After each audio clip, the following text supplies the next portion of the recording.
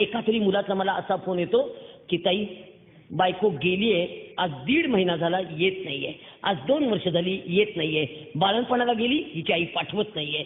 सगळ्या आयांना असं वाटतं की जावयांनी स्वतंत्रच राहावं, एकटंच राहावं. अपेक्षा फार वाढल्या. जावई एकुलता एक पाहिजे आकाशातनं पडलेला, वरचं नको, पुढचं नको, मागचं नको, खालचं नको. सगळ्यांची अपेक्षा तीच. काय करायचं का आमच्यासारख्या एकुलत्या एक मुलांच्या आई वडिलांनी? कुठं जायचं? सगळ्यांना एकुलता एक कसा काय नवरा चालेल का? आम्ही काय करायचं मग? काय करूया? सगळ्या मुलींच्या आयांनो विचार करा. परवा मी वधूवर मेळाव्याला गेले नांदेडला. पोरीनी बायोडेटा सांगितला, मी सॉफ्टवेअर इंजिनियर आहे, मला 65,000 पगार आहे. ज्याला 65,000च्या वर पगार आहे त्यांनीच माझ्याशी संपर्क करावा. मुलगा शक्यतो पुण्यातलाच हवा, 2 BHK फ्लॅट असलाच पाहिजे. सासू सासरे फोटो पुरते चालतील. तिच्या आईला म्हटलं पोरगी फार स्पष्ट बोलते. त्यावेळेला तिला लहानपणापासून मी अगदी स्पष्ट बोलायला शिकवलेलं आहे, बोल्ड बनवली आहे, बोल्ड. म्हटलं ही तुमची सून म्हणाली तर करा विचार. मातृत्व झुगारून द्यायला निघाले त्या कारट्या. काय करू मी? अनाथ बाळात सांभाळते मी आत्ता. 22 बाळ आहेत माझ्याजवळ अनाथ. आणि ही बाळ दत्तक मागायला IT क्षेत्रातल्या मुली जास्त येतात. IT क्षेत्रातल्या मुलींना स्वतःचं बाळ नकोय आता. IT क्षेत्रातल्या जोडप्यांना आता स्वतःचं मूल नकोय आता. IT क्षेत्रातल्या मुलांना आयतं मूल पाहिजे. IT क्षेत्रातले नवरा बायको परवा बाळ मागायला आले होते, बसले. म्हटलं बसा, तरुण दिसताय, बाळ का दत्तक हवंय? नाही म्हणे मला 15 लाखाचं पॅकेज आहे, माझ्या नवऱ्याला 20 लाखाचं पॅकेज आहे. आम्ही दोघांनी बाळ जन्माला घालायचं म्हटलं तर 9 महिने गरोदरपणाचे आणि 6 महिने बाळ सेटल करण्याचे. आमचं 15 महिन्याचं नुकसान होतं मॅडम. बॅकलॉग कसा भरून काढायचा? बॅकलॉग कसा भरून काढायचा? म्हटलं अगं काय सुंदर असतं मातृत्व. अगं बाळ नसतं तेव्हा ते कधी येतं याची आतुरता, बाळ आलेलं आहे पोटात हे कळलं तेव्हा ते कधी बाहेर येतं याची उत्सुकता, आणि ज्या वेळेला ते येणार याची तारीख कळली की मरणाला सामोरं जाण्याची तत्परता. हे मातृत्व आहे बाई, हे मातृत्व आहे. पटतच नाही. Don't be emotional madam, B practical. म्हणलं आता प्रॅक्टिकल होऊन सांगते. हे पोर कुपोषित आहे, याला आईने फेकून दिलंय, याला आईने मरण्यासाठी फेकून दिलेलं आहे. ते पोर मरण्यासाठी फेकून दिलेलं दारात असताना त्याला मी पोटाशी घेऊन सांभाळलंय. मला आई होता येत नाही, मला आजी होता येतं. मी अंगावर सोनं घातलं नाही बायकांनो, पण मी बाळाच्या घुटीमध्ये रोज सोनं उगाळून घालते, कारण माझं बाळ कुपोषित आहे आणि ते बाळ मला दत्तक द्यायचंय. मी त्या मुलीला स्पष्ट सांगितलं, हे बाळ मला आईच्या ताब्यात द्यायचंय, यंत्राच्या ताब्यात नाही. देणार नाही म्हटलं बाळ. यांना इतकं सोपं झालंय बाळ जन्माला घालायचं आणि 6 महिन्याचं झालं, 2 महिन्याचं झालं की लगेच पाळणा घरात ठेवायचं. बेबी केअर सेंटर, डोंबल बेबी केअर. आणि 6 वर्षाचं झालं की 5 गणीला ठेवतायत. पर्सनॅलिटी डेव्हलपमेंट यांच्या बापाने ठेवली 6 वर्षाच्या बाळाची पर्सनॅलिटी. CBC पॅटर्न आम्ही नाही शिकलो.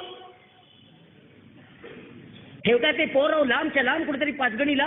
ती मेट्रन आणि तो तिथला रेक्टर इतके ओरडत असतात. ते बाळ धाय मोकलून रडतंय रात्री, ममा ममा ममा करून. जवळ गेला कुणी नाहीये. सायकिक झालीत पोरं, माहितीये तुम्हाला. एकीकडे घटस्फोटाचं प्रमाण वाढतंय, एकीकडे आई नाही, एकीकडे वडील नाही.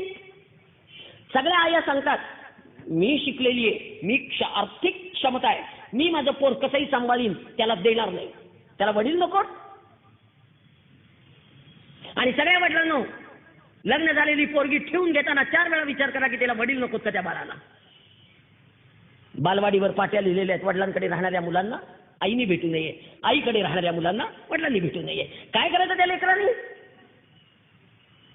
सगळी निरागस बाळं इतकी येत असतात, सगळी निरागस बाळं सायकिक झाली. आता परवा राजेशजी जैन यांची एक छान फिल्म बघितली, पप्पा तुम कहा हो. सगळ्या बायकांना मी बजावून सांगते तुम्हाला, मांडीवर घेऊन थोपटायला आई असावी लागते, पण खांद्यावर घेऊन थोपटायला वडील असा वेच लागतात. हे वडील पाहिजेत. तुम्हाला माहेरी गेल्यानंतर बैठकीच्या खोलीत वडील नकोत. तुम्हाला तुमचे वडील पाहिजे, तर लेकराला नकोत. काय ते इगो, काय ते डोकं, काय जिथे अन्याय होता तिथे जा ना ग निघून. हल्ली एक नवीनच फॅट निघाले हो.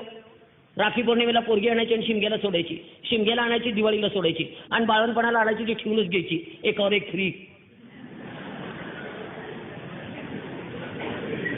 फार आगाऊ झालंय. एक बँकेतला अधिकारी मुलगा आहे, 90,000 पगार आहे. अगं त्याच्या आईने तो 4 वर्षाचा असताना त्याचे वडील वारले. त्याला इतकं चांगलं सांभाळलं, इतकं चांगलं सांभाळलं, इतकं चांगलं सांभाळलं, आणि त्याचं MSc BEd पोरीशी लग्न केलं. सून घरात आली, पहिल्यांदा लगेच दिवस राहिले, आणि डॉक्टरांनी सांगितलं की बहुतेक जुळं असेल. नंतरच्या सोनोग्राफीत कळलं ते तिळ आहे. पोरीला बेडरेस्ट सुरू झाली, सासूने बेडरेस्ट काढली, प्रवास करायचा नव्हता, आणि हिची आई बाळंतीण ती पोरगी झाली, तिळ झालं, आणि डोकं बडवत आली. माझ्या लहान पोरीला कसं 3 पोरांचं करायचं व्हायचं, मी घेऊनच जाणार आहे, नशीब फुटलं तिचं.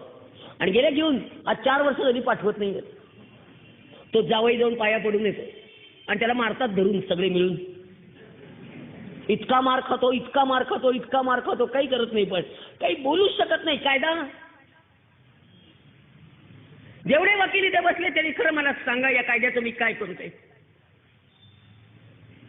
खरंच तुम्ही सांगा, इतकं एक कुटुंब व्यवस्थेला इतके धक्केच नसता, पोरं निरागस वेगळी, काय करावं मला काही कळेना बाबा. एकीकडे वृद्धाश्रमांची संख्या वाढतीये, आणि एकीकडे निरागस पोरं अनाथ आश्रमात. काय करायचं ना. मुलींच्या आयांनो जरा विचार करा ग. आता परवा मुलीचे वडील आले, मला म्हणताय विदाऊट किचन घर असेल असाच जावई आम्हाला हवाय. म्हटलं असा जावई विदाऊट किचन घर असेल असा. बर म्हटलं मग फुटपाथवरचा देऊ का.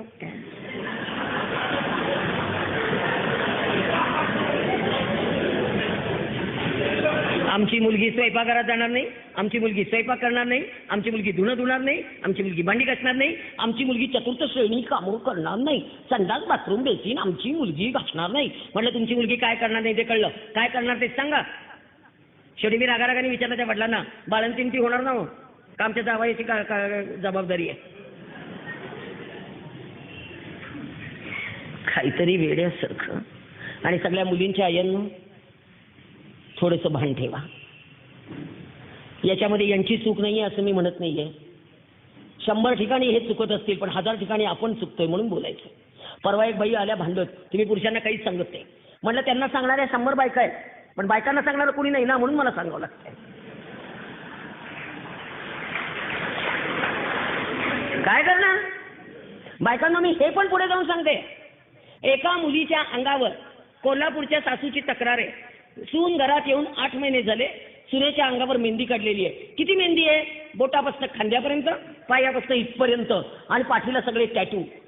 सुनेला विचारला हळद काढताना तुला इतकं कुणी रंगवलं. तेव्हा त्या मुलीने उत्तर दिलं, माझ्या मम्मीनी मुंबईहून एक कलाकार बोलवला होता, त्याला 50,000 रुपये देऊन माझ्या आईने माझं अंग रंगवून घेतलेलं आहे. काय करायचं या आईचं.